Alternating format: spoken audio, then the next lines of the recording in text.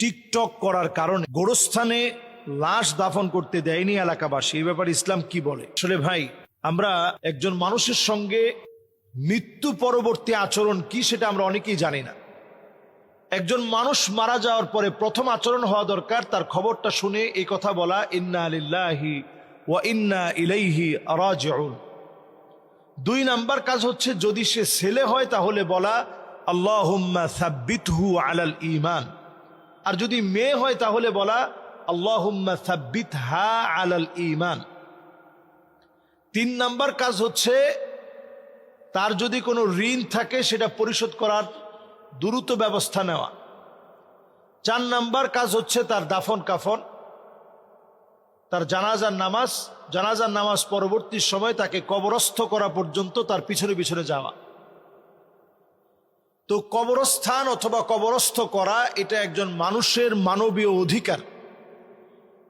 মানুষ হিসাবে মানুষের অধিকার হচ্ছে আপনি তাকে দাফন কাফন করবেন, তাকে কবরস্থ করবেন, এটা তার প্রাপ্য একটা অধিকার। এই অধিকার আপনি নষ্ট করতে পারবেন না, যদিও সে অনেক বদকার, যদিও সে অনেক খারাপ, অনেক অন্যায়কারী, অনেক বড় সন্ত্রাসী, অনেক বড় টিকটকার, অনেক বড় দুশ্চরিত্র, অনেক বড় লম্পট, প্রস্টিটিউট, যাই হোক না কেন, আপনি ওই কবরস্থানে যদি তাকে কবরস্থ করতে না দেন তার অধিকার আপনি নষ্ট করলেন। এটা আপনি করতে পারবেন না যে তাকে আপনি মৃত্যু পরবর্তী সময়ে তাকে আপনি দাফন কাফন করতে দেন নাই, এই কাজটা আপনি করতে পারবেন। তাহলে এটা তার অধিকার, এই অধিকার তাকে নিশ্চিত করতে দিতে হবে। এরপরে যেটি গুরুত্বপূর্ণ বিষয়,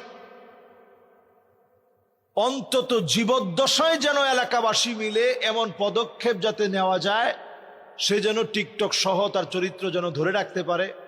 পঞ্চায়েত করে, পঞ্চায়েতের মাধ্যমে যারা মুরব্বীরা আছে তারা জীবদ্দশায় আপনারা এই সিদ্ধান্ত নিতেন যাতে করে সে ভালো মানুষ হতে পারে।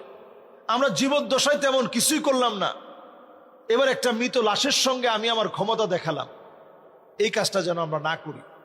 একটা মানুষ যখন মরে যায়, নবীজি সাল্লাল্লাহু আলাইহি সাল্লামের সামনে দিয়ে একটা ইহুদির লাশ যাচ্ছে, তো নবীজি অবাক হয়ে দাঁড়িয়ে গেলেন। সাহাবায়ে কেরাম বললেন, হাদিহি জুসসাতুল ইয়াহুদ, ইয়া রাসূলুল্লাহ, এটা তো একটা ইহুদির লাশ, এই লাশের জন্য আপনি দাঁড়ায় গেলেন?